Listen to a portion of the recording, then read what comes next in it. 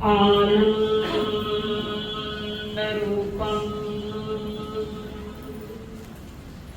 परमात्मतत्त्वं समस्तसंकल्प विकल्पमुक्तं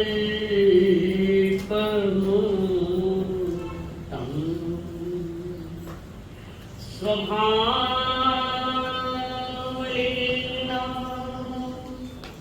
निवसन्ति नित्यं जानाति योगिन् स्वयमेव तत्त्वं जानाति योगिन् स्वयमेव तत्त्वं धन्यं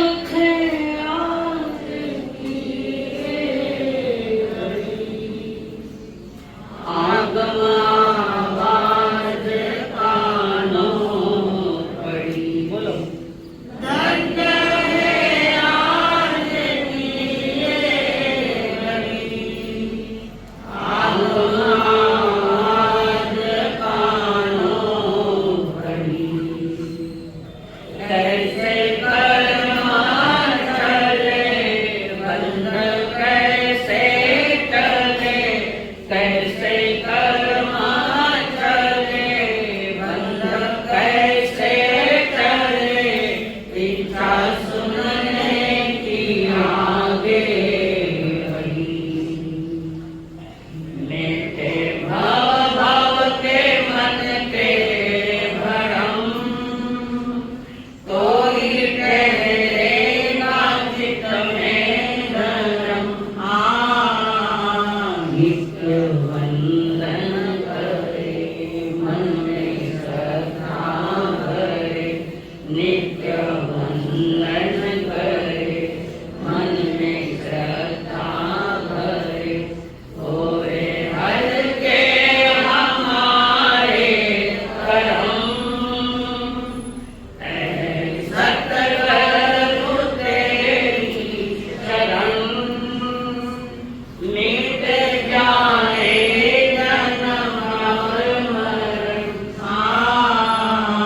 बहु दुख सहे कितने कर्म कहे बहु दुख सहे कितने कर्म कहे अब तो सत्य पे चले चरण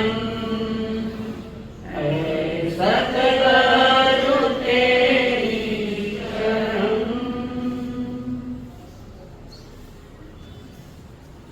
पंच परमेश के प्रणाम प्रणाम करो परमात्मा स्वरूप सतगुरुदेव संयम जीवन के सहयोगी साथी मंडल जिन्होंने हमारे लड़खड़ाते जीवन को स्थिर किया जन्म तनम दुखकारी परम पूज्य आदरणीय श्री अम्मा जी महाराज जिन्होंने करुणा भरे हृदय से हमारा हाथ थामकर हमें सद्गुरुओं के चरणों में समर्पित किया अनंत अनंत दुखकारी मेरे संसारी स्वर्गस्थ पिताजी एवं स्वर्गस्थ माता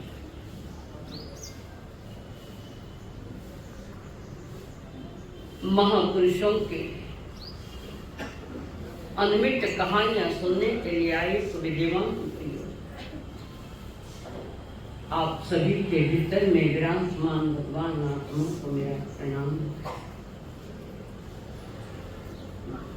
विशाल द्वारिका नगरी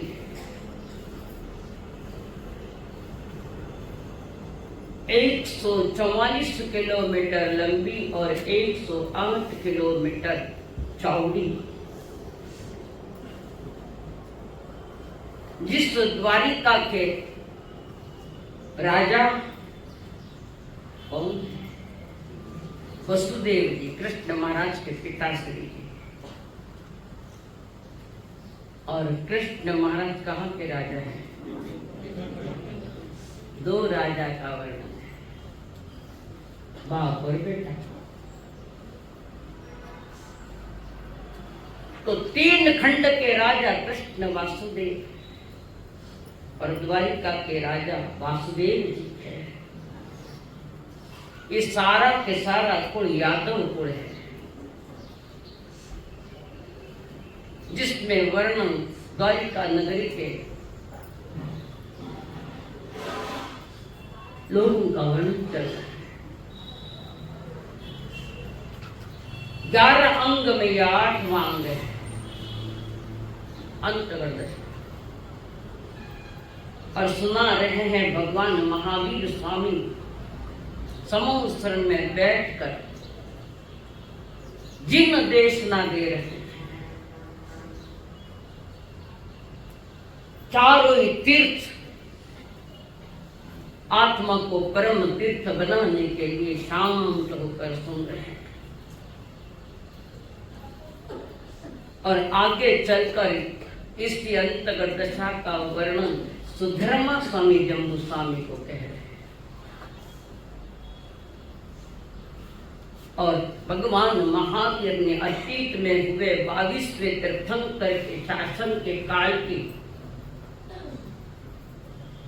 ये सारी घटना चक्र बता रखे थे। जिस समय अरिष्ट नेमि भगवान का शासन चल रहा है, जो स्वयं तीर्थंकर है अरिष्ट नेमि भगवान, और वे भी कृष्ण महाराज के सच्चेरे भाई, इतना पुण्यशाली वो परिवार होता। अठे कोई घर में एक खाली दीक्षा हो तो 7 कुल उजाड़िया, एक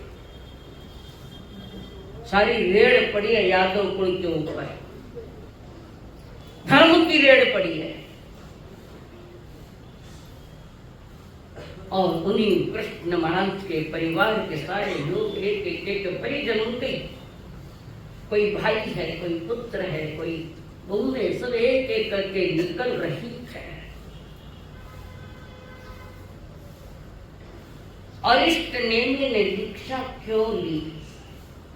22वें तीर्थंकर हमारे क्यों दीक्षा ली उन्होंने? थाने में काट कुटी न्याय तो थाना घरे आऊंगा।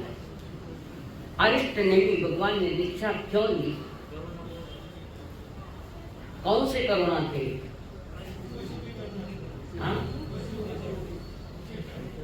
थोड़ा जोर से बोलो ना भाई, थाने तो पास को नहीं।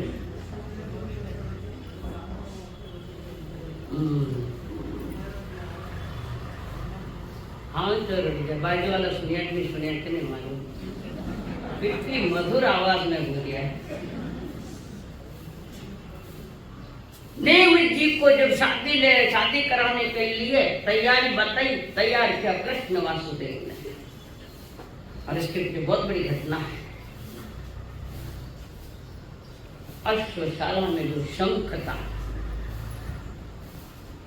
उन्होंने शादी के पहले बजा दिया, वो वासुदेव के अलावा कोई नहीं बजा सकता। पर जब कृष्ण जी ने सुना कि ये शंख बजाने वाला कौन है, तो पता चला मेरे काका का चचेरे भाई हमारे। उनकी शारीरिक स्थिति कमजोर करने के लिए जिनकी निर्मात भगवान नेम जी कि मुझसे ज्यादा शक्तिमान कोई नहीं बने, इसलिए उन्होंने कृष्ण वासुदेव ने यही सोचा कि हम इनकी शादी करवा दें। बहुत लंबा चौड़ा वर्णन। कारण कृष्ण वासुदेव अपने जीवन काल में वासुदेव के भवन में कई छल कपट करते हैं।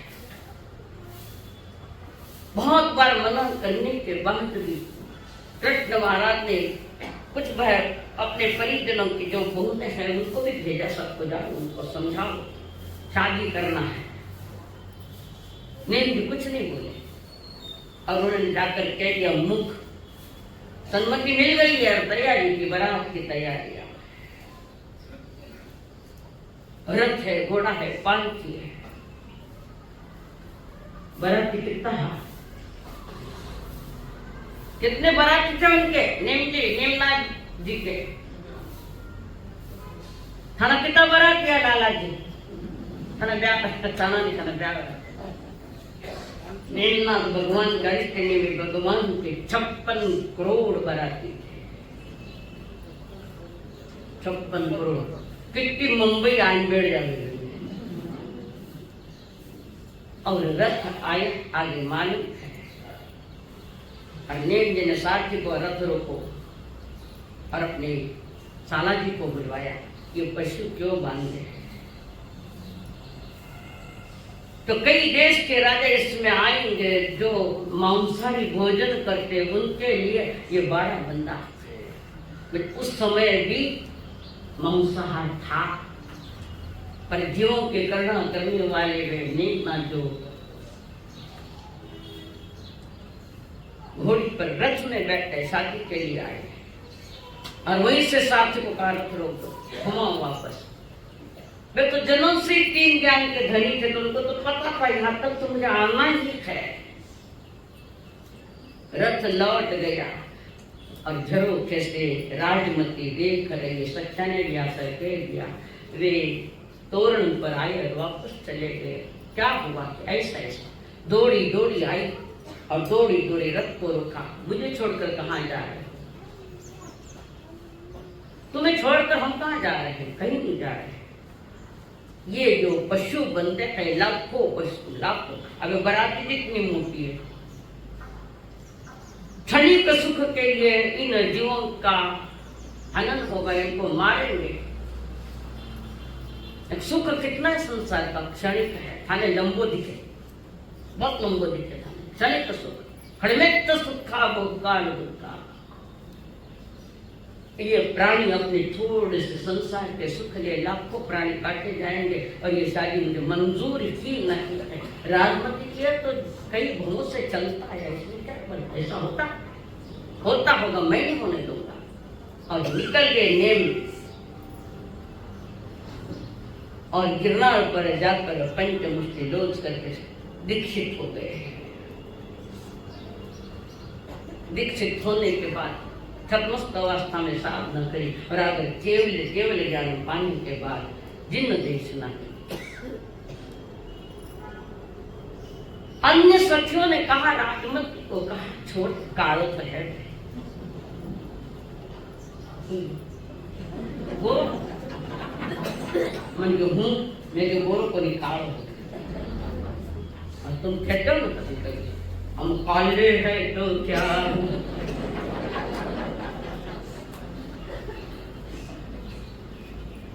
थाने मजा आ गया थोड़ा देर। मैं ढूंढ के निकला नहीं, अब नहीं होगी। सच्चा कहती राजी क्या पागल, ऐसे काली के साथ शादी करती मत। तो वो जिसको मैंने अपने हृदय में बसा लिया था, वो जगह को कोई नहीं ले सकता, कोई भी नहीं ले सकेगा। वो तो चले गए, तो जिसको मैंने दिल में बसाया वो जहां गए वहां भी मैं चली जाऊंगी। आज ये दशा देखो तो चिंतन करो। और राजमती अपने सखियों को कहकर वो निकल पड़े। कल्प रंग काफी लंबा है। राजमती ने भी दीक्षा ले ली वहां जाकर गिरनार पर्वत पर। ऐसी साधना की नेमनाथ भगवान के 56 दिन पहले केवली बन गई। कष्ट तपस्या, एक बार जिसको हृदय पर स्थान दे दिया वहां दूसरा बैठ नहीं सकता है। सच्चा ने बहुत समझाया पर उसने स्पष्ट मना कर दिया, बस अब कुछ नहीं, शाश्वत सुख के मार्ग पर निकलेंगे। अच्छा, कितनी बार सगाया टूटे हैं, कितनी बार ब्याह छूटे हैं, कितनी बार ढूंढ सोए, एक बार या दूसरा उस बार क्या खेल खेल। दुर्घटनाएं होती रहे, सुघटना आगे बढ़ाती रहे, क्या मतलब है। राजमती को धन्य है, शादी तो हुई भी नहीं, पर जिसको वर लिया उससे कोई मान लिया और निकल पड़ी, और वो राजमती मोक्ष पधार गई।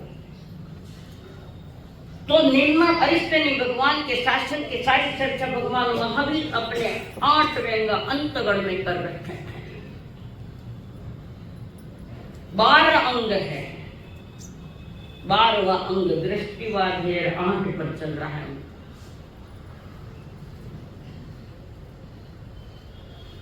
और उसी घटना को लेकर सुधर्मा स्वामी जम्बू कुमार को सुना रहे। जम्बू कुमार सुन रहे, मुमुक्षु का आत्मा है, मंजिल की तरफ चलने की अब बड़ी अभिलाषा है। जम्बू कुमार को ध्यान से सुन रहे, एकाग्र होकर।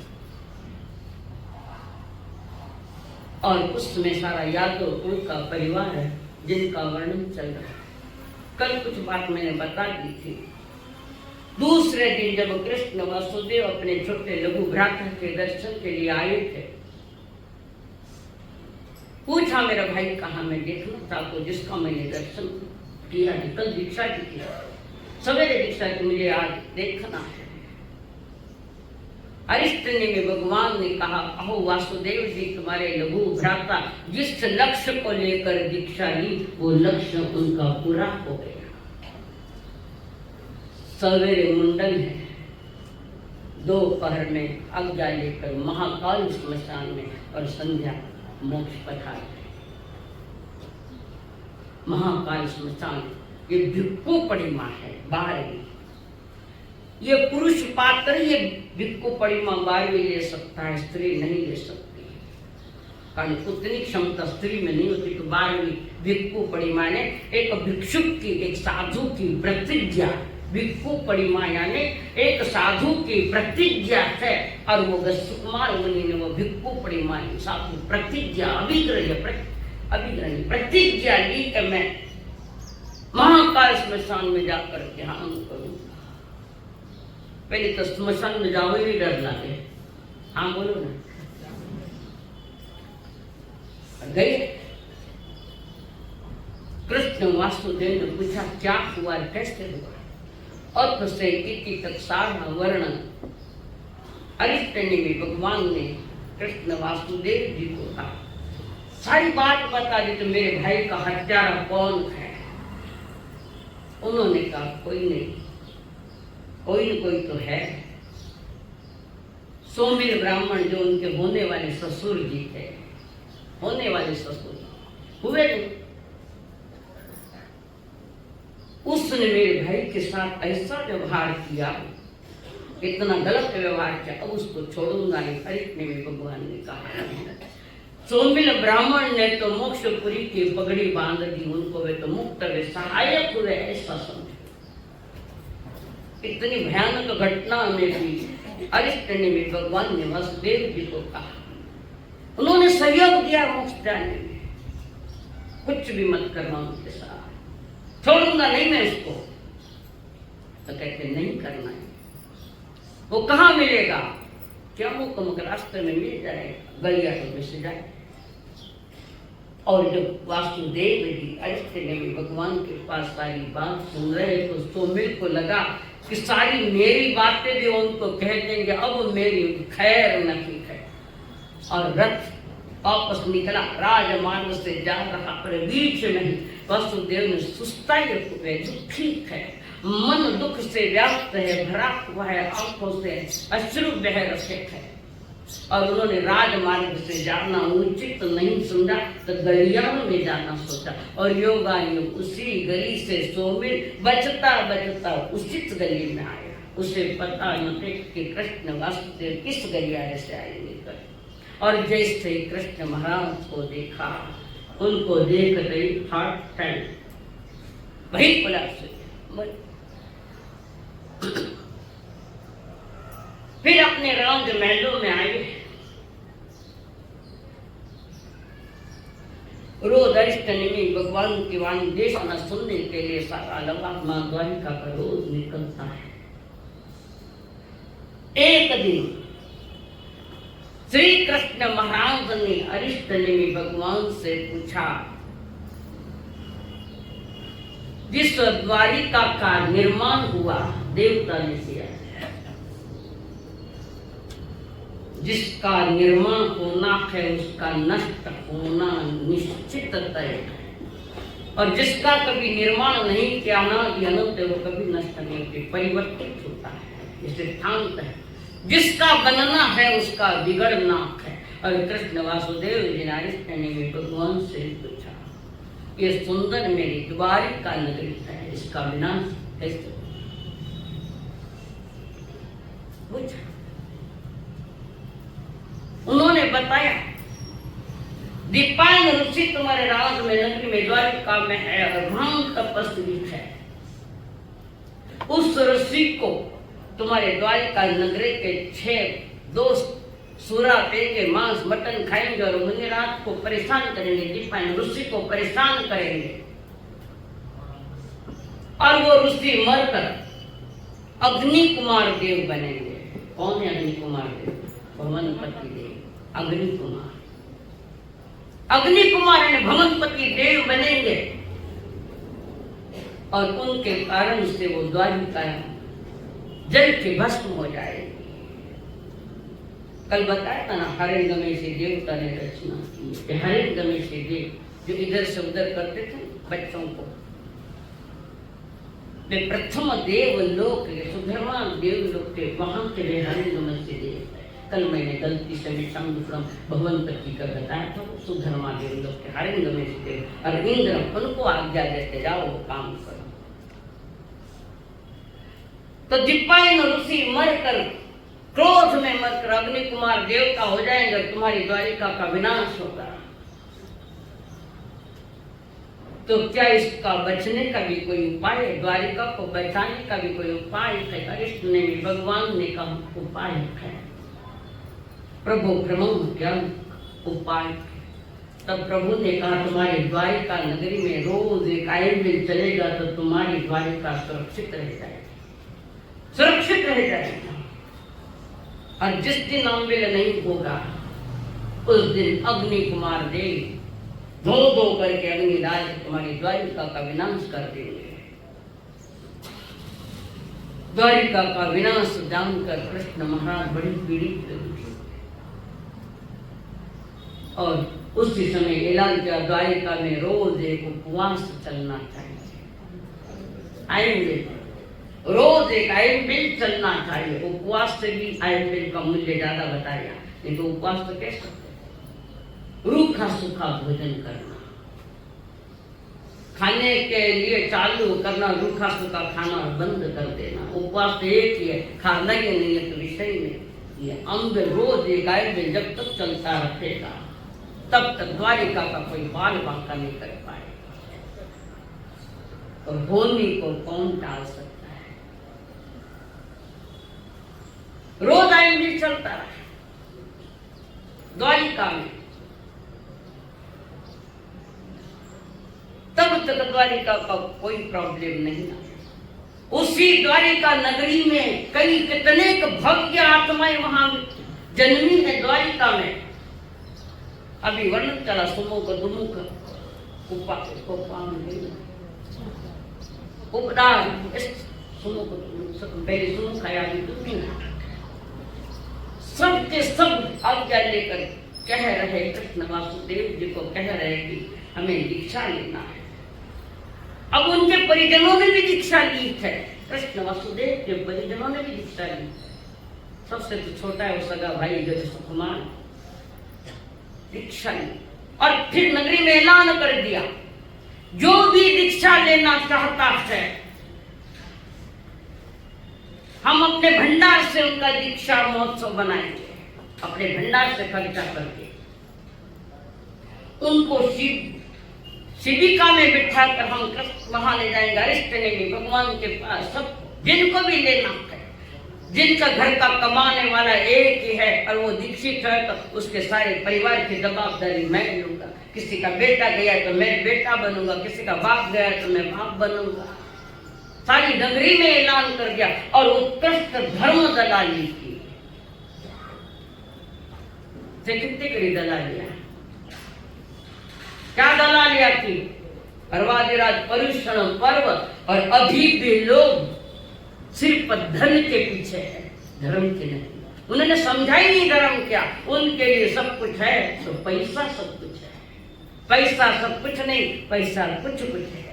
और पैसा भी मिलता है तो पुण्योदय में, और पुण्य बांधने का स्थान एक धर्म स्थान है। और क्या है, जहाँ वितराग देवता सर्वज्ञ देव की वाणी जहाँ सुनने को मिलती है, वही एकाग्रता से सुनता हुआ जी अपने कर्मों को कमजोर करता है। खूब धर्म दलाली के कृष्ण महाराज ने, और उसी धर्म दलाली में उन्होंने क्या किया, तीर्थंकर गोत्र बांधा। और जब ये सुस्त हुए पता लगा द्वारिका का, तब अरिष्ट ने भगवान ने कहा चिंता करने का कोई विषय नहीं, ये तो होना है। होनहार को नमस्कार जब हम कहते होना, बड़े अर्थ ध्यान करने लगे कृष्ण वासुदेव। तब अरिष्ट ने भगवान ने कहा कि तुम तीसरी पृथ्वी शिला से निकल कर आगामी तीर्थंकर जो 24 होगी उसमें 12 नंबर के अम्म नाम के तीर्थंकर बनोगे। छत्रद्वार नगर में अम्म नाम के तीर्थंकर बनेंगे आप। कुछ बात अच्छी लगी, कुछ बात अच्छी नहीं लगी, और वहां बहुत वर्षों तक केवली अवस्था का पालन करोगे। केवली मन आयुष्य पूरा होते ही तुम भी मोक्ष चले जाओगे। तुम्हारा भी वही रास्ता है। वो भी सुनी और ये भी सुनी, और फिर ये दलालियां चली। जब तक आइन मिलते तब तक चलती रही ये सब। ये द्वारिका बची रही तब तक। आगे का वर्णन आगे आएगा। तो कई जीव उस द्वारिका से निकल पड़े, जाकर अरिष्ट ने भी भगवान के पास जाकर उनके परिजन उनको सौंपते दीक्षा लेना चाहते हैं। तो जिन परिवार से कोई वैरागी बनकर दीक्षा के लिए तैयार होता है, तो कृष्ण वासुदेव स्वयं उनके द्वार पर शिबिका को ले जाते हैं। वो कंधे पर उड़ान गोली आबार तो मरेड़ा ने उठा भी कंधा माते પણ આપણે ગૌરી બંધ થઈ ગયો ગાડી में खवाटा तो क्या अपना तो अच्छी भारी गाड़ी 11 लाख की गाड़ी है। मोक्ष क्या बोलते उसको, तो गाड़ी में जोड़ो मोक्ष जावे, मोक्ष दायरे क्या था।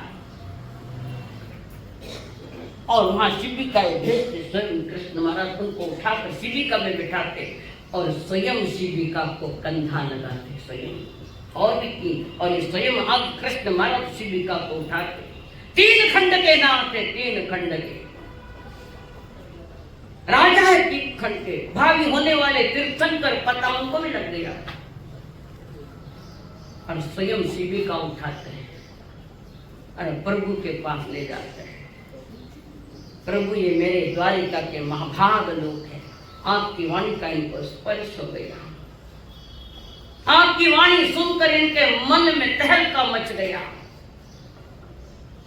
चिंतन मनन अनुभवन करता हुआ उन्होंने संसार का निरीक्षण कर लिया। दुखमय संसार है, इन दुखों को दूर करने के लिए एक ही रास्ता है, वितराग मार्ग। और आपकी वाणी सुनकर इनको वैराग्य आया, ये दीक्षा लेना चाहते हैं। द्वारिका के राजा, द्वारिका के राजकुमार, 3 खंड के राजा दे रखे उनको, हमारी आज्ञा है आप इनको दीक्षा दो। और निम्नाथ भगवान ने उन्हें दीक्षित किया। बहुत सारे नाम थे, उन्हें दीक्षित कर। और भी कोई जब तैयार होता तो शिबिका वहां पहुंचती और उनको भी लेकर देव के नंदन श्री कृष्ण महाराज शिबिका में बिठाकर स्वयं शिबिका उठाकर ले जाते, वहां दीक्षाएं दी। कितनी दलाली, एक भी तो करके बताओ। कठिन है, कठिन नहीं, कठिन करके रखा है हमने।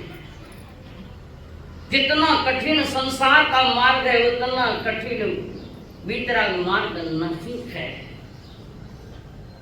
भयभीत बाबा दीक्षा नहीं लेवा, क्या भय। संयम तो अभय का दाता है, धर्म अभय का दाता है। निर्भय बनाता है। और संसार का हर जीव आज भयभीत है कि नहीं है? कारण वो नीचे जाने के रास्ते हैं, गति मनुष्य गति बिगड़ने के वो रास्ते हैं। और ये रास्ता सदा के लिए जन्म से मुक्त होने का ये मार्ग वितराग मार्ग है। कई दीक्षित हुए,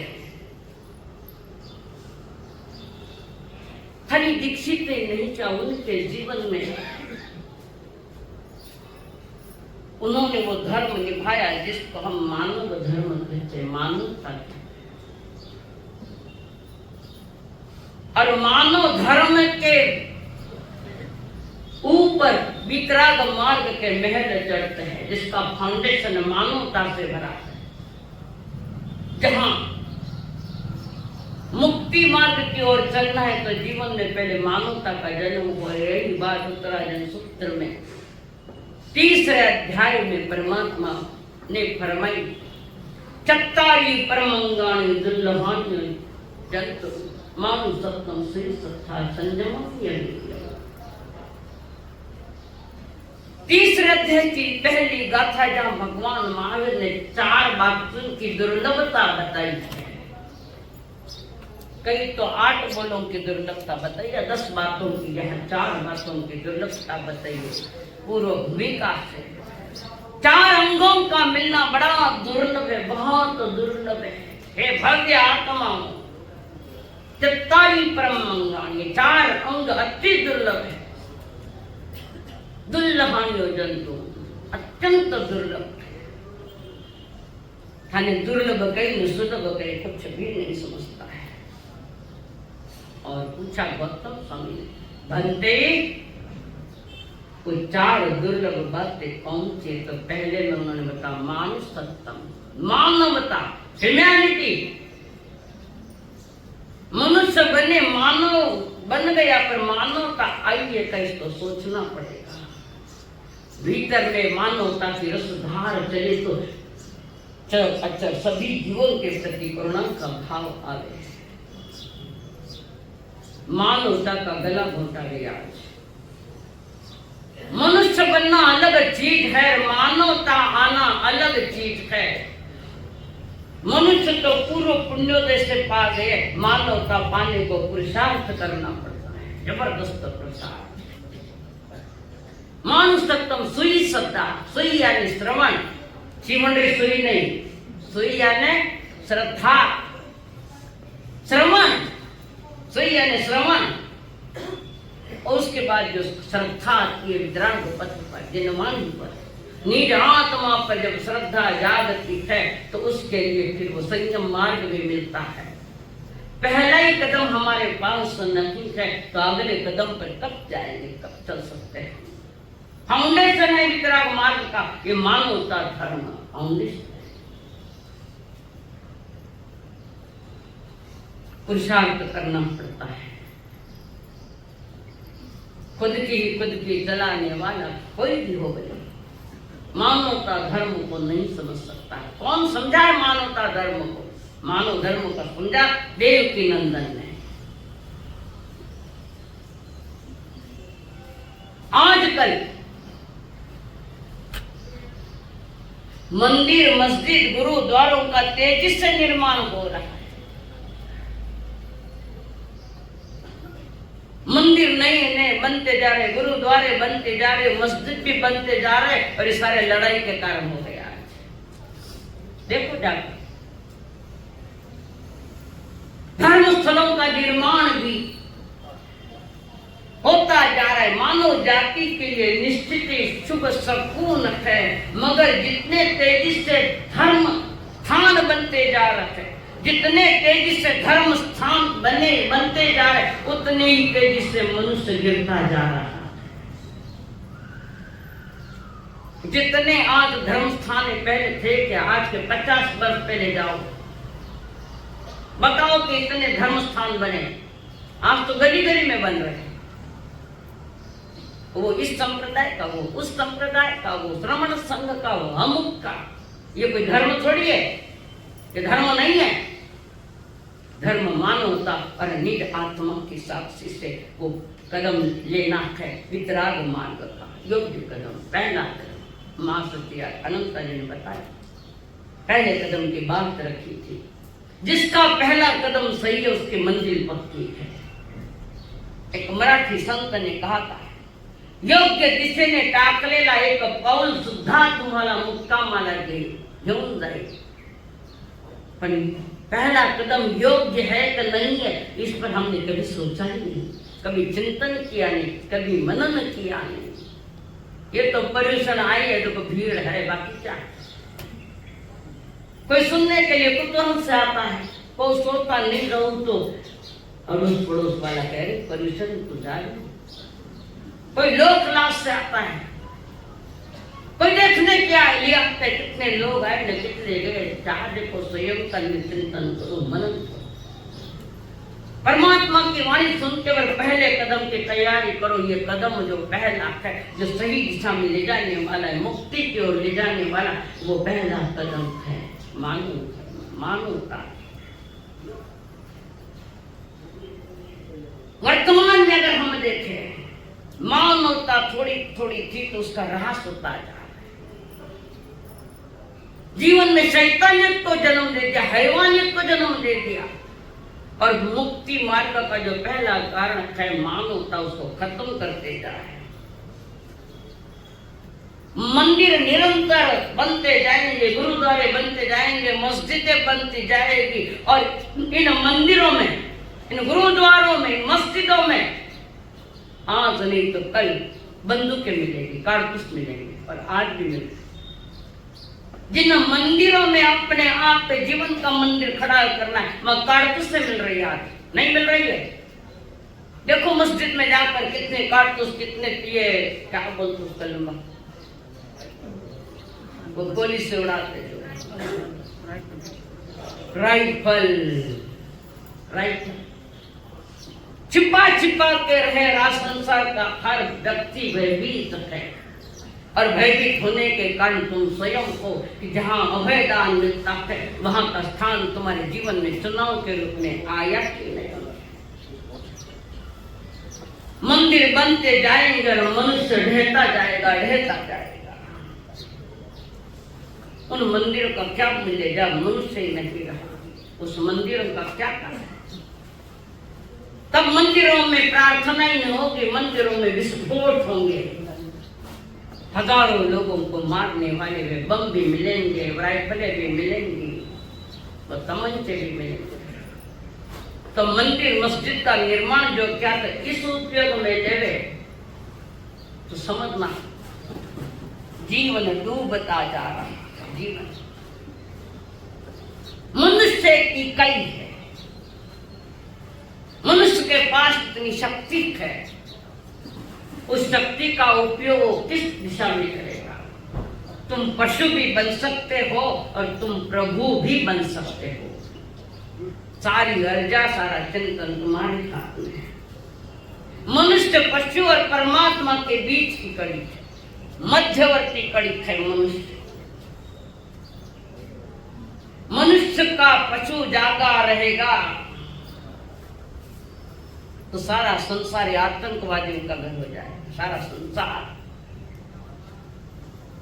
निर्णय चॉइस तुम्हारी, निर्णय तुम्हारा, चॉइस तुम्हारी, सोच तुम्हारी, और कदम किस दिशा में ले जाना ये भी आपके हाथ में है। पवित्र स्थान भी अपवित्र हो जाएंगे। वर्तमान में लोगों ने धर्म स्थान को कुरुक्षेत्र बना के रखा है। ये कुरुक्षेत्र नहीं, धर्म क्षेत्र होना चाहिए। कितनी कितनी अपेक्षाओं से इंसान भरा पड़ा, ये चाहिए, वो चाहिए, ये मिलो, ये मिलो, फिर ये मंदिर नहीं, ये युद्ध के स्थान बन जाए। युद्ध के स्थान पर गीता सुनी अर्जुन ने तो सारे कुरुक्षेत्र को मंदिर बना लिया, और जो मंदिर था उसको हमने कुरुक्षेत्र बना लिया। तो तुम्हारा पर्यूषण आना और जाना कोई मायने नहीं रखा। तुम्हारा आना, वापस जाना, पर्यूषण प्रारंभ है, पर्यूषण एंड भी हो जाएंगे। और हम वैसे के वैसे रहेंगे तो तुम्हारा पर्युषण पर्व का है। पर्युषण पर्व आते हैं आत्मोत्थान के लिए, जीवन विकास के लिए। जीवन में जो भी भूले गलतियां है, जो भी कचाई है, उसको कमजोर करने के लिए पर्वाधिराज पर्युषण पर्व आते हैं। हम समझ नहीं पा रहे। और ऐसे अगर जीवन चला तो ये देव मंदिर भी एक दिन खंडहर बन जाएंगे। खंडहर अच्छा नहीं, मंदिर भी बहुत बने पर कोई झाड़ू निकालने वाला भी मंदिरों में नहीं मिल रहा है। झाड़ू निकालने वाला भी नहीं, बन गए, खंडहर हो गए, जीवन खंडहर होता जा रहा है। चढ़ी नदी उतर गई, घर हो गए वीरान। हमारे जीवन वीरान होता जा रहा है। मानवता विश्व की सबसे बेहतरीन नीति है। किसी ने कहा किस खुश नसीब को एक ही शब्द में खुदा नसीब हो जाता है, वे अंत गढ़ते जीव, वे महाभाग दीक्षा पुनः केवल बनकर चले गए। किसी खुश नसीब को एक ही सजदे में खुदा नसीब हो जाता है, वरना तो लोगों की तमाम जिंदगी इबादत करती रहती है। सारी उम्र में पूजा करती है, सामयिक करे, सामयिक गलत नहीं, करने वाला गलत है। कोई एक बार में इबादत करता हुआ मोक्ष प्राप्त कर लिया और हमारी सारी जिंदगी इबादत में चली गई, खुदा मिला ही नहीं, तो गलत कौन है? प्रार्थना गलत है कि तुम गलत हो? कौन सुधरो ना? अच्छा आप बोले पूछा है बेटा,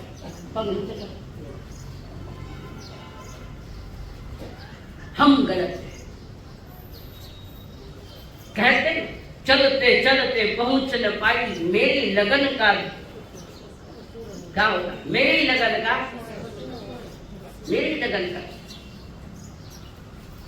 जैसा कारण होगा वैसा कार्य होगा। यह परमात्मा महावीर के द्वारा कहा गया त्रैकालिक सिद्धांत है। तुम्हारे कारण अगर मनुष्यता की ओर आगे बढ़ने है तो उसके लिए मंजिलें तैयार है। और तुम्हारे भीतर में हैवानियत बैठी है, शैतान बसे हुए, तो तुम किधर भी जाओ तो भगवान करा खोड़ा में भी जान बैठो तो तुम वैसे के वैसे रहेंगे। कारण भीतर ऐसे कारण इकट्ठा कर रखे हमने कि जो रास्ता शैतानियत की ओर, हैवानियत की ओर जाता है और मनुष्य जन्म की माटी कर चुका है। समझने की बात है,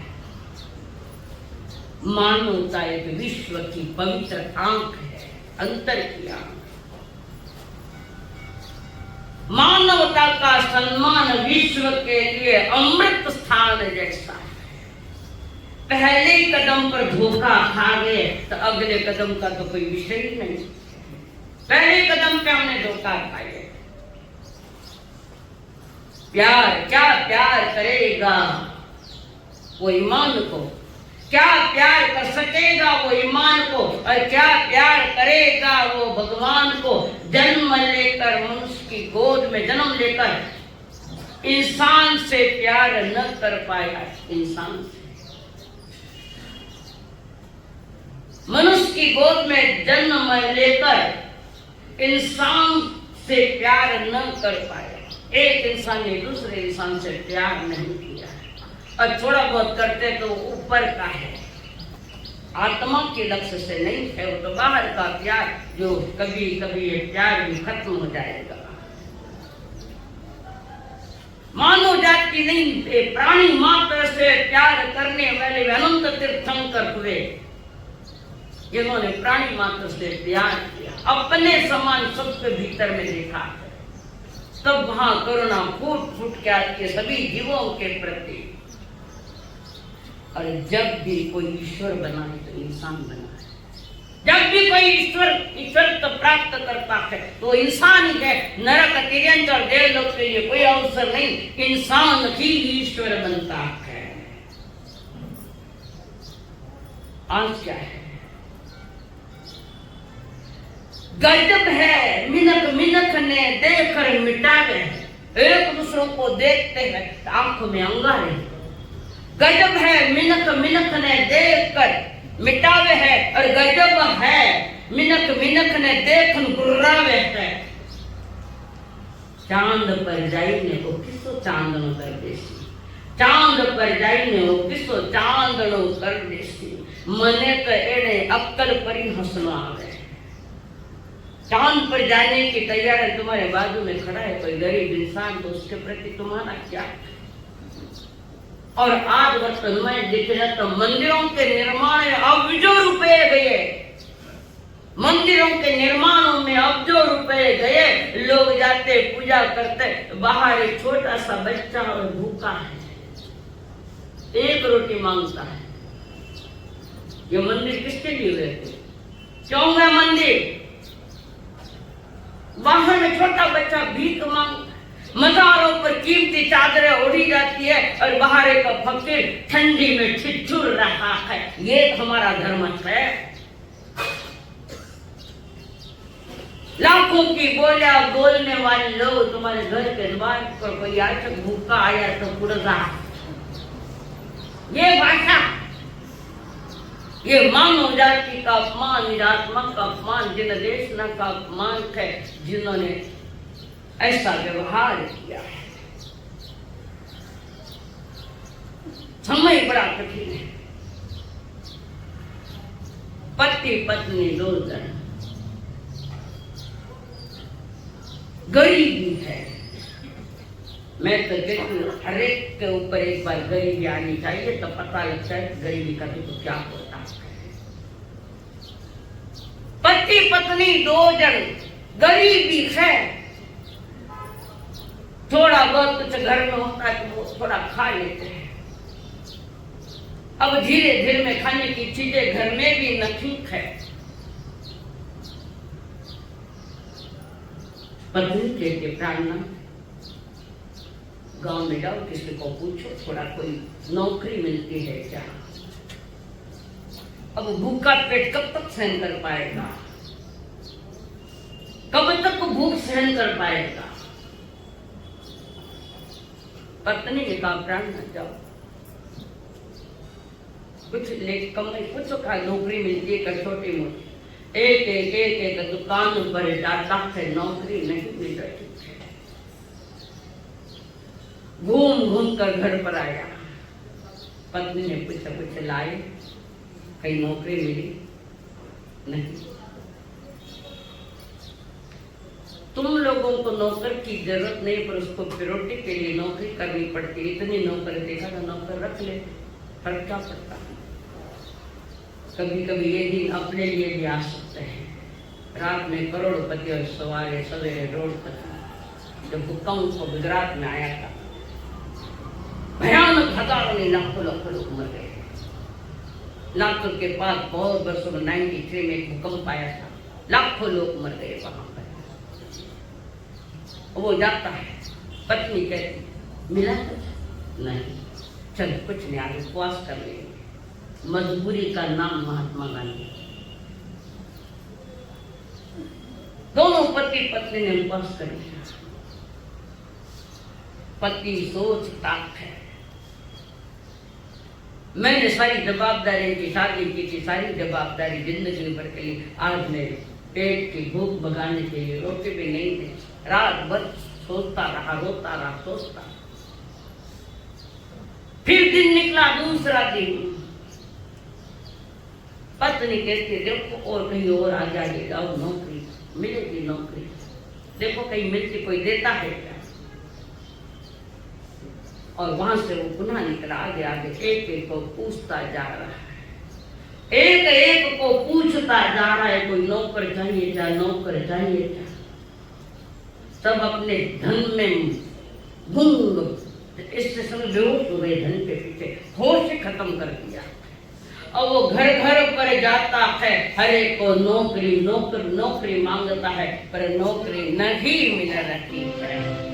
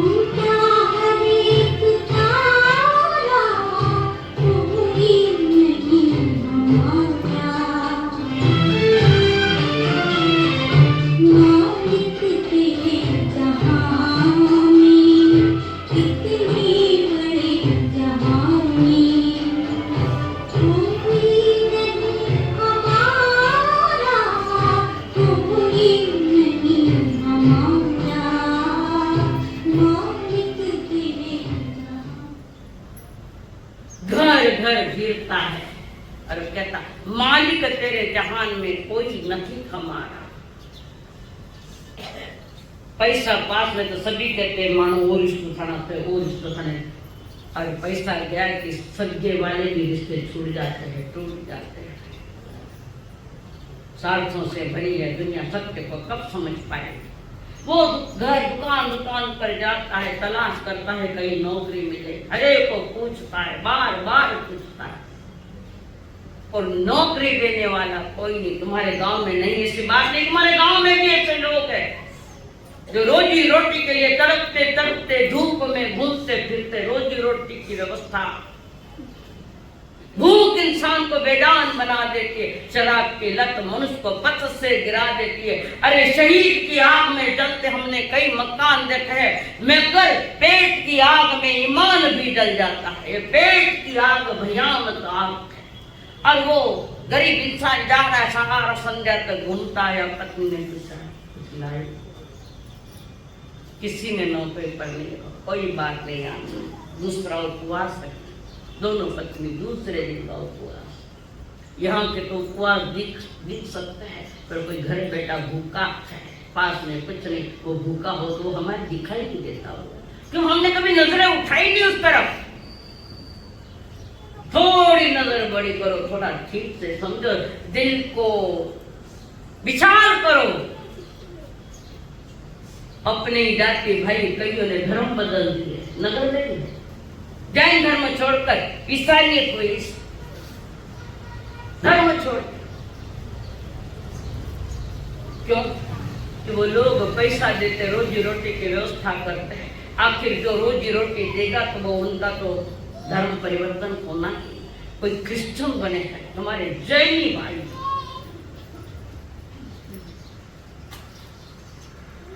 रोजी रोटी की व्यवस्था वे लोग करते हैं। कहीं करिए स्वयं को सोचो, मुझे उत्तर मत दो, मैं जानती हूँ क्या। तुम अपने आप का अपने अंदर में रिसर्च करो, खोज करो कि मैंने अपने जाति भाई के लिए कुछ किया है का। हाँ, कुछ लोग तो है यहाँ जो ये क्या भोजन चलाते, अन्नपूर्णा का काम कर, सराहनीय। यहाँ लोग, मैं पहले आई थी शेष काल में, तो यहाँ लोग भोजन कर रहे थे और इस पोटे पर मैं बैठी हुई थी, 1 घंटा बैठी मैं देख रही थी। एक नौजवान लड़का पता नहीं कितने दिन का भूखा होगा वो, और इसे जल्दी जल्दी खा रहा है। धन्यवाद है अन्नपूर्णा ग्रुप वाले को। और हो सके तो ये सप्ताह में 1 है तो 2 करने का प्रचार। उस समय भी हमने कहा था उनको, भाई अगर कोई उस दिन कोई नहीं मिले तो अर्चना जी को याद कर लेना, तुम उसकी चिंता मत करना, सराहनीय काम आप कर रहे हो तो वो काम करो। कोई तिथि नहीं मिले या कोई पैसा नहीं मिले तो अर्चना को जरूर याद कर लेना। पर उन्होंने याद किया ही नहीं हमको, कारण उन्होंने अपना सारा काम कर लिया। धन भाग्य में बधाई का पात्र है, कम से कम 1 दिन की तो भूख उनकी खत्म की है। अरे वे बेचारे याचक आते मांगने के लिए, मांगण मरण एक समान है। और वो घर पर आया सेठानी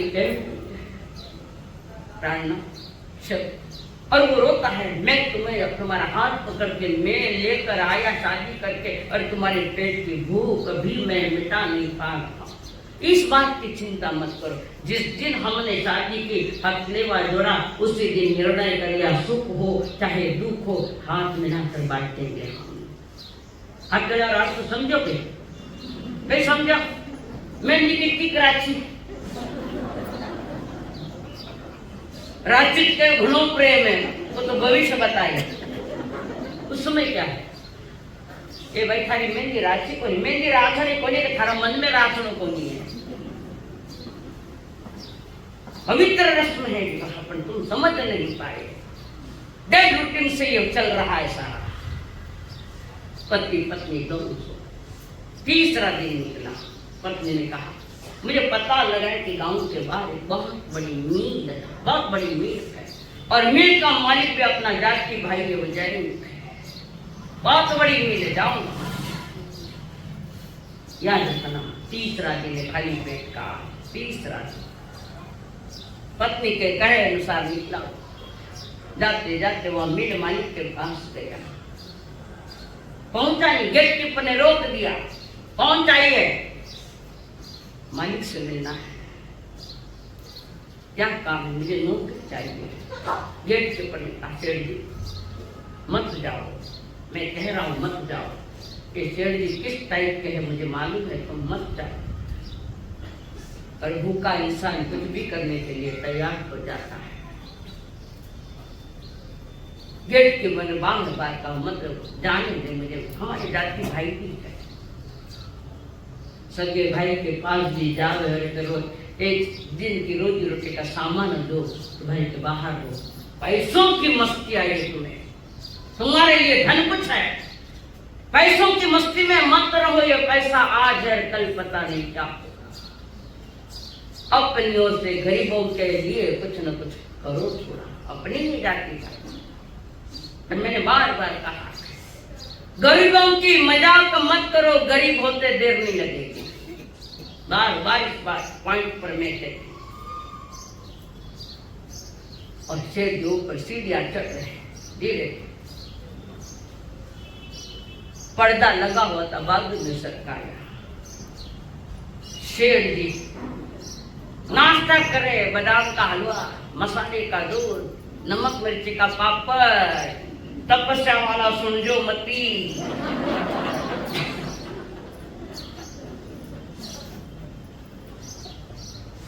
तो कौन? पैसा वाला की भाषा, गरीब वाली, अमीरों की भाषा है, गरीबों की नहीं। कौन हो तुम? आपका जाति भाई। कितने यहाँ आए? नौकरी कर, नौकरी मांगने के लिए आया। सर कहनी चाहता है ऐसा मत, भूखा हूं 3 दिन का, कुछ नौकरी लगा दो, मैं बिना पैसा नहीं पे काम करूंगा, नौकरी करूंगा, मेहनत के पर कमाई लूंगा। शहर ने कहा नीचोत्तर कह दिया ना, ऐसा मत करो। देखो गरीबी ने कितनों को सताया है और हमने कितने गरीबों को बचाया है। और जब वो नीचे नींद करता शेर जो उठे, नाश्ता करते करते हाथ पकड़ के बाहर खड़ा किया और ऊपर से लात मार दी। इतनी मस्ती किस चाहिए, किस चाहिए इतनी मस्ती?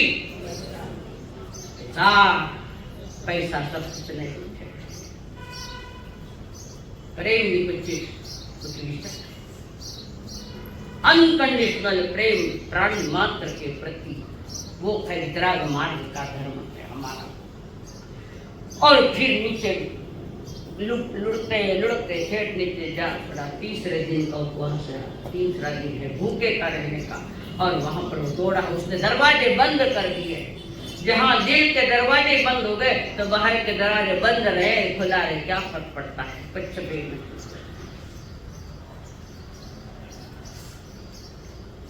शेर के अंदर चले गए और वो गेट के ऊपर भैया भाई साहब ने पहले कहा था, गरीब ही गरीब की व्यथा समझ सकता है। हमने पहले क्या था, 4 दांत टूट गए, 4 दांत, कपड़े खून से सने, हकीकत की बात कह रहे, कपड़े खून से सने, खून इतना गया चक्कर आने लगी। का तीसरा दिन पेट को मुंह में कोई रोटी का कवल भी नहीं। अब वो सोच रहा है व्यक्ति कहाँ जाऊं, किसके पास जाऊं। घर जाऊं और पत्नी ने पूछा तो मैं क्या जवाब दूंगा उसको, क्या जवाब दूंगा, क्या करूं?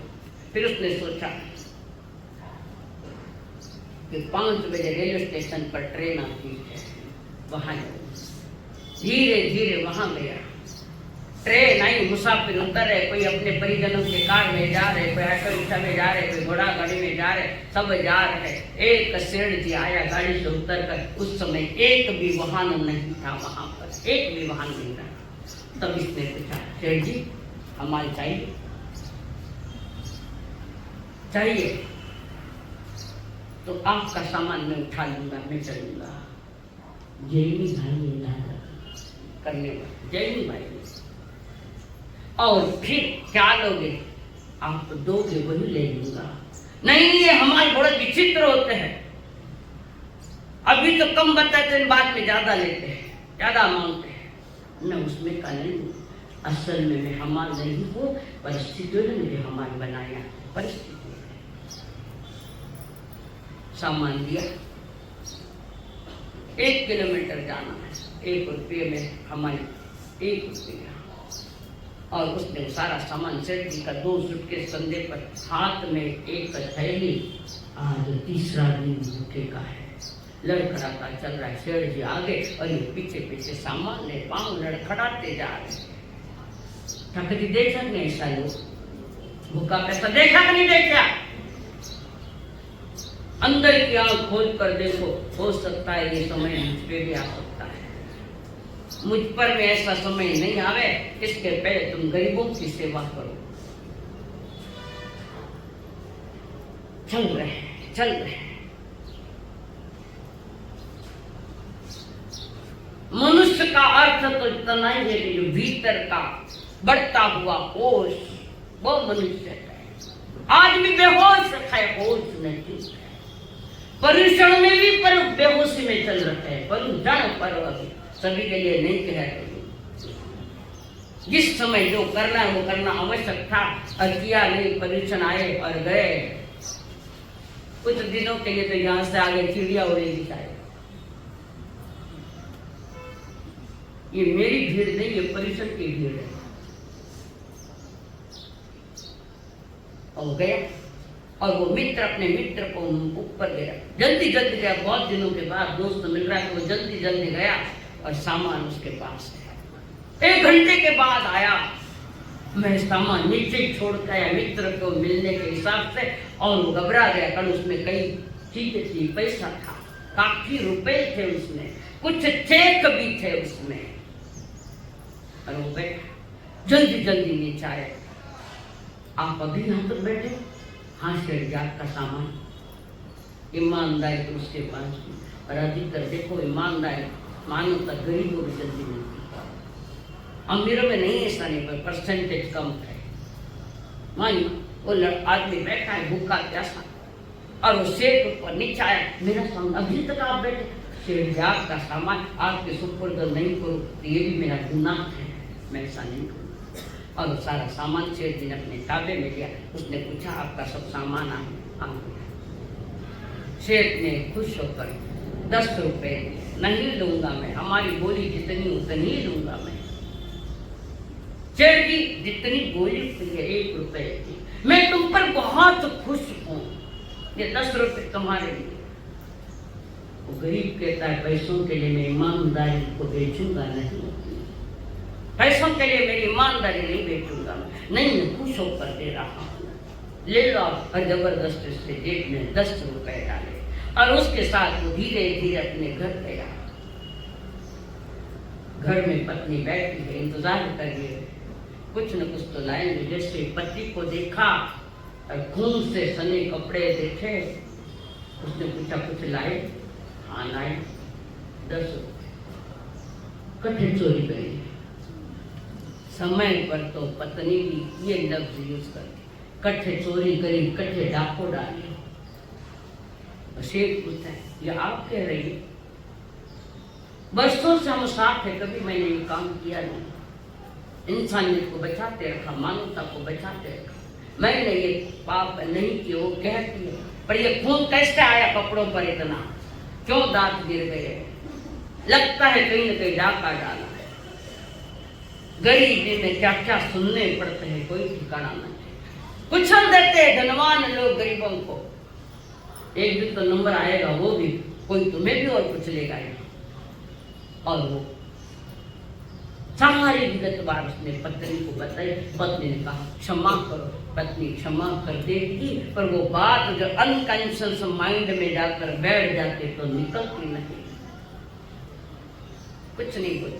10 रुपए थोड़ा दूध लाया, थोड़े चने फुटाने लाया। तीसरा दिन का थोड़ा आहार, तीसरा दिन पालना किया, चना नहीं फुटाना। समझ से अभी तो दूध पालने का दिन निकला है, मम्मी बेगी बेगी कर दे,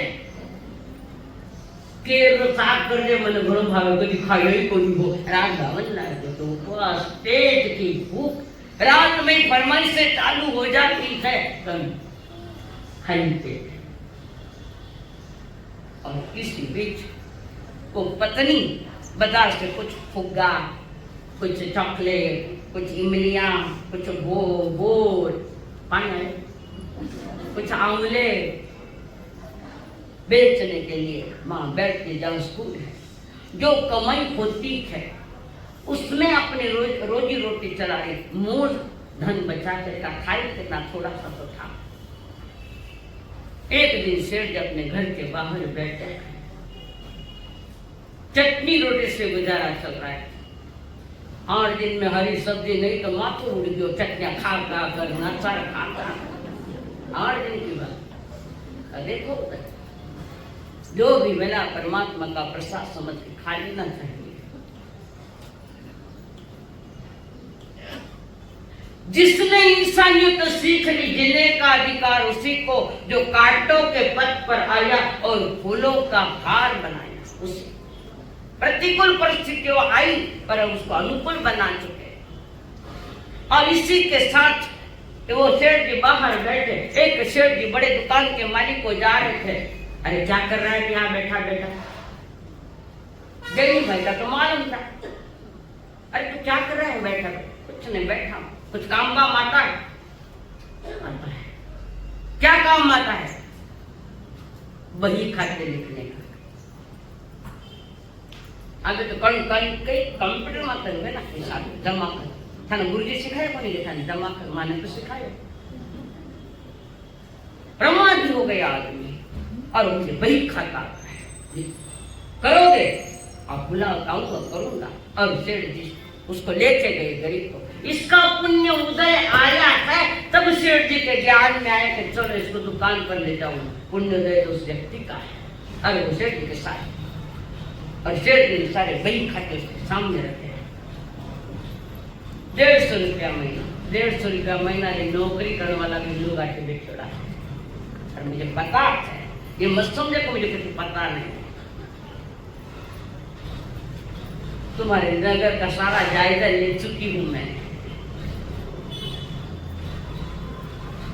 ऐसे भी परिवार है जो हाथ गाड़े पर माल बेचकर अपने बच्चों को बड़ा करके उनका गुजारा करे। ऐसे लोग तुम्हारे नगरी में, तुम्हारे ध्यान में नहीं आए तो मेरे ध्यान में आएगा। बराबर है ना अध्यक्ष?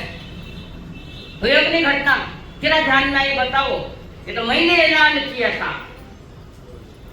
संतों के पास लोग बिंदास जाते हैं, अमीरों के पास जाना उनको डर लगता है।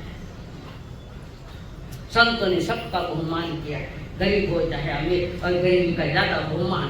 कारण मैं ज्यादा गरीबों का, सामान्य जनता का बहुमान जान करती हूँ। कारण मैंने गरीबी देखी है।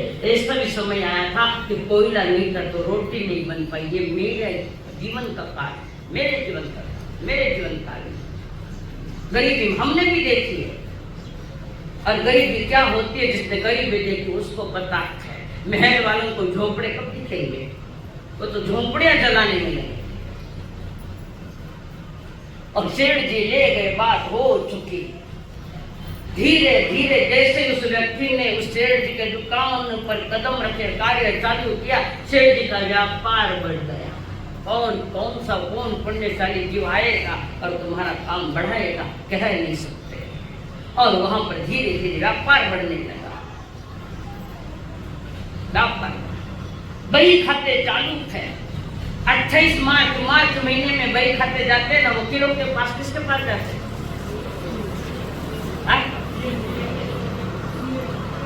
सीए अंटी लगा लेता, सीए क्या,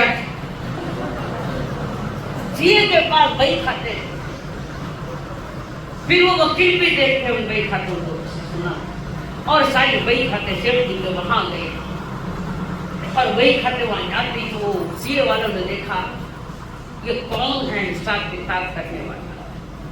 क्लियर कट हिसाब किताब है पूरा। एक पैसे का भी इधर उधर नहीं जमा करते, मारा नाम लिख दो, तारा नाम लिख दो, मारा नाम जमा कर दिया है। और उसे देखा बड़ी खुश हो गई, कोई पेनल्टी नहीं लगी उसको। 1 नंबर खाता है, खाने का 3 नंबर खाता है, 1 2 3। और सेठ जी ने देखा और धीरे धीरे 4 आना का पार्टनरशिप डाल दी उसके। आज थोड़ा कमी भी लगा, सही संदेश दे रहे, पर्यूषण पर्व का फाउंडर वाला संदेश दे रहे। और 4 आना उसमें बाकी 12 आने कमाई, उसके 4 आना इसकी कमाई। धीरे धीरे पार्टनरशिप बनाया तो बढ़ती गई और धन बढ़ता गया। और एक समय ऐसा है 8 आना हो गई, 8 आना उसकी कमाई, 8 आना इसकी। और कमाई बहुत बढ़ गई थी, तो ये भी बढ़ गई। बढ़ने के साथ एक दिन वो सेठ जी माला माल तो हो गए, सेठ जी की कृपा से धनवान वे भी हो गए। होशियार थे, ईमानदारी थी, मानवता थी, और मुख से प्रेम की धारा निकलती थी। और एक दलाल आया और वो सेठ जी बैठे, सेठ जी अमुक अमुक मिल बिकने को लगी, लेना है आपको। कौन सी मिल? गांव के बाहर जिस मिल में लाख खाई थी वो मिल बिकने लगी। आज नहीं होगा, खेले बेटा छोरिया, रमी खेले, मोबाइल मानते, रमी खेले, आईपीएल सट्टा पे पैसों की गेम खेलते हो, घर बार सब बिचाएगा, पूरा परिवार रोड पर आएगा। आइए हैं, मत खेलो ये, अच्छी जगह पैसा लगाओ, तुम्हें पास है पैसा। लोग तो कर्ज ले लेकर रमी खेल रहे, मूर्ख कठाएगा। इधर वास्ते पैसों कमाइयो, चलो हाथ जोड़ो, जहां भी बैठ जाता है हाथ जोड़ो, मत जोड़ो, कंपल्सरी मोबाइल पर रमी नहीं खेलना, इधर भी आईपीएल पर सट्टे नहीं करना, और पैसों का कोई गेम नहीं खेलना। हाथ जोड़ो, मत भी जोड़ो। आचार्य भगवंतरा साक्षी सु दर्श बंदे परिक्रमा में निंदा में गरिया में अपाणम। ओ ये मतलब हाथ जोड़िया, धन्यवाद आप ये जोड़िया, तो मैं थाने नमन करूँ, थाने आपको मैंने नमन करूँ। सेठ जी को ध्यान आ गया, सेठ जी का ले लो, कीमत नहीं, ले लो, हमने कह दिया वो मिल ले लो। 40 लाख रुपए उसकी कीमत थी उस जमाने में, मिल की कीमत। और सेठ जी के पास अब वो पैसे की कोई कमी नहीं। और सेठ जी उस मिल के कागज पत्र लेने के लिए वहां भी आए थे। और वो सेठ जी पहले वाले बैठे, दूसरा मसाला बना गया था, लोगों ने लाका मार की चरौनी। अब वो सेठ जी ऊपर चढ़े, लोगों ने कह दिया, वहां के जो प्रमुख थे, तो सेठ आया है जिसने मिल खरीदी है। और धीरे धीरे सेठ जी ऊपर चुपचाप नीचो मुंडो करन बैठे। क्यों नीचा सर करना पड़ा? वही कारण है, ईमान भूल गया, ईमानदारी भूल गया। माणसानं माणसासारखं वागलं तर खूपच छान आहे, नाहीतर हे जग सारं मैदान काय। माणसाने माणसासारखं वागलं तर खूपच छान आहे, नाही तर हे सारे रानच आहे। रान समझे, बिना लगामरा घोड़ा उठे दौड़ता रहे। और क्या, और ये शेर खरीदने वाले अंदर गए, और जिसकी मिल खरीदने वो अंदर बैठे चुपचाप, ऊपर आंख उठा, तो वही है जिसको मैंने लात मारी। समय का परिवर्तन, देने वाला देता है तो छप्पर फाड़ के देता है, नहीं तो फर्शी भी उखाड़ के ले जाता है। ये दशा है आज की। और इसी बीच शेर जो डर कर जल्दी जल्दी बाहर निकले, नीचे उतर है, वो पीछे दूसरा जो जेठ बनना है वो जल्दी नीचे निकले। ऊपर कहाँ जा रहे हैं? ऊपर आओ। चोर की दाढ़ी में तिनका, वो सोच रहा मैंने इसको ऊपर से लात मारी तो ये भी मुझे ऊपर से लात मारेगा। चोर की दाढ़ी में तिनका। इसके बीच उसने कहा चल, हाथ पकड़ कर ले गया, गिरा चो, कहाँ जाओगे? देखता हूँ कहीं नौकरी मिलती। और मिल पर सील लगी हुई थी, बैंक में सारे पैसे भरे और सील निकाली। कहाँ जाओगे? देखता हूँ नौकरी। लोग इतने भले नहीं है कि तुम्हें फौरन नौकरी मिल जाएगी। इसका अनुभव तो मैंने किया है, नहीं जाओगे, बैठ। परिवारों को बुला लो, बुलाया, एक ही चौके में वे सब भोजन कर रहे हैं। मैं तुम्हें नौकरी दे सकता हूं पर नहीं दूंगा, कारण बार बार तुम्हें ये अपनी मेरी मिलती रोज तुम्हें पीड़ा होगी। मैं ये इस मेल में तुम्हें नौकर नहीं दे सकता, पर जब तक तुम्हें नौकरी अच्छी नहीं मिले तब तक सारा परिवार यहीं भोजन करेगा, यहीं रहेगा, सब कुछ यहीं होगा, यहीं रहेगा। इस बात का तुम चिंतन करो। वक्त कब कौन सा आएगा पता नहीं चलेगा, समझ जानो इस चीज को। मालिक बदला है, मिल तो वही है, क्या अलग थोड़ी मिल है, वही मील है। मालिक बदलते रहते हैं, मालिक बदला, जहां की चीज वहां की वहां पड़ी है। इस सेकंड मालिक के भीतर की मानव तो वहां जाए। चौथीचा पुस्तकात मानव तेचा धडा आहे, चौथीच्या पुस्तकात मानव तेचा धडा आहे। गावाच्या बाहेर मात्र एक महारवाडा आहे।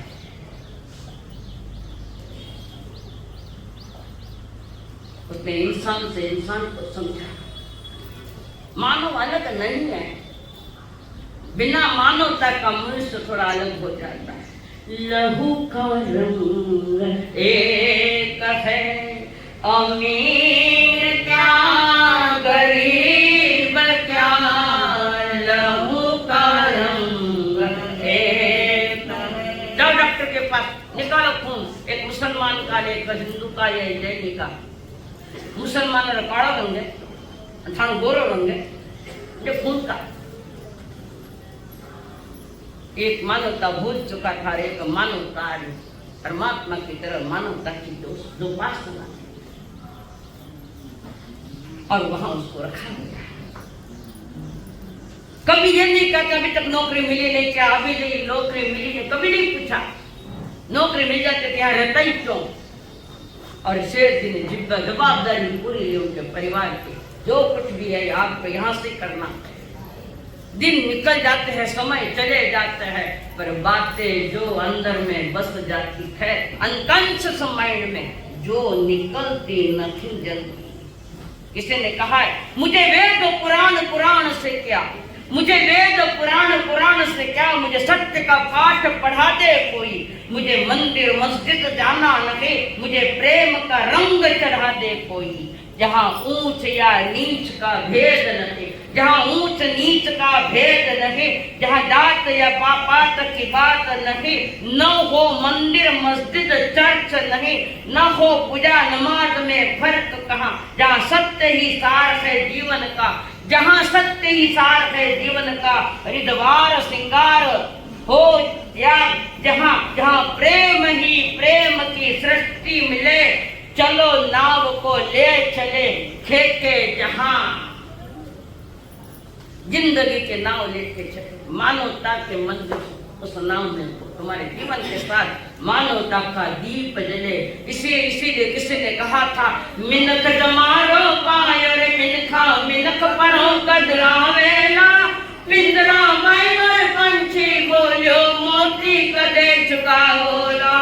सपने में रंगीत सिनेमा देख ली, आ तोड़ा जा तोड़ा थारी दुनियादारी देख ली, दुनियादारी देख ली।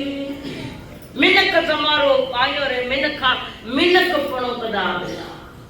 खरबूजो रहे ना, खरबूजो ऋतु में आवे गर्मी रा ऋतु, समझो खरबूजो कोरो, खरबूजो रो पणो करो, खरबूजो मीठो नहीं लागे, शक्कर ना। खरबूजा रा टुकड़ा रहे तो खरबूजो कहवे, अरबी में शक्कर ना के तो खरबूजा रो पणो है। ऐसो मिनक और मिनक पणो, इस चीज को जीवन में थोड़ा थोड़ा प्रैक्टिकल प्रयोग करो तो जिंदगी की वहां है। और प्रभु भी यही कहते हैं, संकल्प हो हमारा इंसान बनेंगे।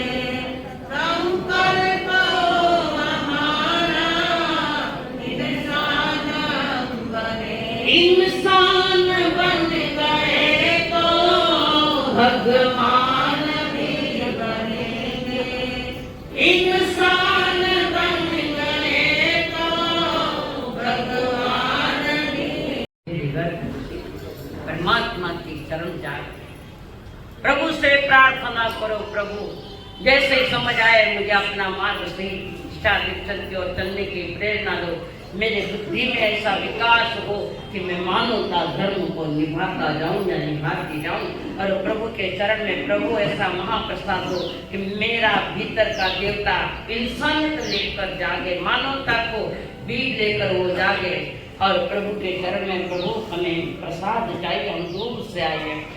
नमो अरहंतं सिद्धां नमो ऐर्यां नमो विद्यायां नमो वेशवतां एषो पंचनमुक्तारो सपुक्तावपणासनं मंगलानंत सत्तेषु वर्णं अवै मंगलम् चैता धर्मसं चक्रवर्तिं सन्ति सन्ति करे तत्तो वैमन्त्रं नमोदत्सरसं मानसं चैतसनं तव सुहृदेति आज्ञा मंगलम सिद्धामंगलम साहुमंगलम केवलीपंतो ब्रह्ममंगलम चतावली योगुत्तमा भक्तानुगुत्तमा सिद्धांगुत्तमा साहुगुत्तमा केवलीपंतो ब्रह्मलोगुत्तमो चतावली शरणं पवज्जाम्यकंते शरणं पवज्जामि सिद्धे शरणं पवज्जामि साहु शरणं पवज्जामि केवली पन्नतम ब्रह्मं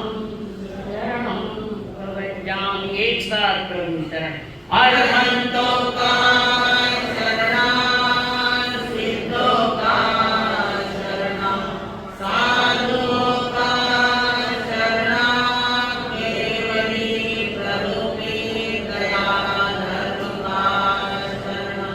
चार शरण दुख हरण जगत में और शरण कोई होगा जो भव्य प्राणी करे आराधन उसका अजर अमर पद होगा, उसका सदा ही मंगल होगा। एक गुरु धर्म को वंदन बेटी बाजी भावना से हो तो प्रो एक सुर एक आवाज एक बजी वज्रासन या सुखासन दीप